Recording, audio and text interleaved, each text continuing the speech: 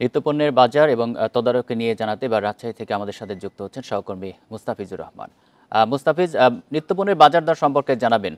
বাজার তদারকি ঠিকঠাক মতো রাজশাহীতে হচ্ছে কিনা? প্রিয় নম্বর সেট করে বিকাশে সেন্ড মানি করুন ফ্রি।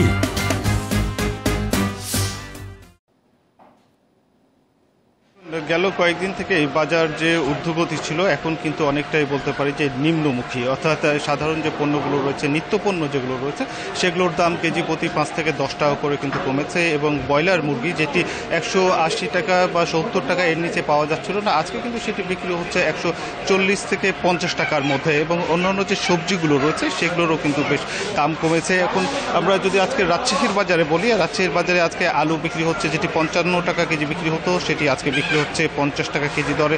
পটল বিক্রি হচ্ছে 25 থেকে 30 টাকার মধ্যে, করলা 35 থেকে 40 টাকা, ঢেঁড়স বিক্রি হচ্ছে 40 টাকা, বেগুনও একই দামে বিক্রি হচ্ছে 40 টাকার মধ্যে বিক্রি হচ্ছে। এবং পেঁয়াজ যেটি 115 থেকে 20 টাকা বিক্রি হতো, আজকে সেটি বিক্রি হচ্ছে 105 টাকা করে বিক্রি হচ্ছে। আদা রসুনের দামও কিন্তু কেজি প্রতি আমরা দেখেছি যে 20 থেকে 30 টাকা করে কমেছে। যে আদাটি বিক্রি হচ্ছিল 240 থেকে 260 টাকার মধ্যে, আজকে সেটি গেছে 220 টাকা। এবং রসুন যেটি 220 থেকে 30 টাকার মধ্যে বিক্রি হতো, সেটি কিন্তু আজকে 200 টাকা করে বিক্রি হচ্ছে।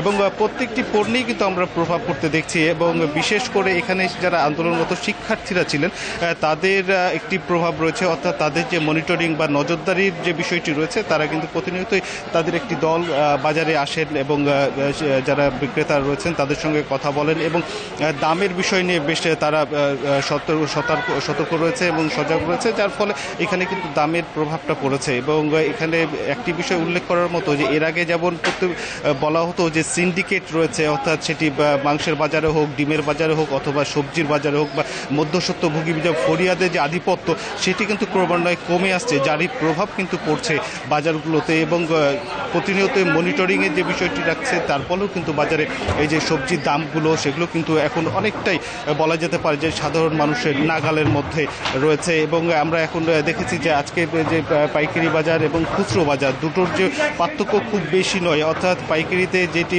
বিক্রি হচ্ছে আজকে, যেটি 100 টাকা বিক্রি হয়েছে পেঁয়াজ, সেটি কিন্তু এখানে 104 থেকে 5 টাকা কেজি এখানে বিক্রি হচ্ছে। তো সব মিলে এখন বলা যেতে পারে যে বাজার পরিস্থিতি বা রাজশাহীতে আজকে নিত্যপণ্য বাজার অনেকটাই স্বাভাবিক রয়েছে এবং দ্রব্যমূল্য ক্রমান্বয়ে কিন্তু কমছে। এবং বলছেন ব্যবসায়ীরা যদি সিন্ডিকেটের আধিপত্য না থাকে তাহলে কিন্তু বাজারে জিনিসপত্রের দাম ঠিক বাড়বে না, কমতির দিকে আসবে। এ ছিল রাজশাহী থেকে সর্বশেষ।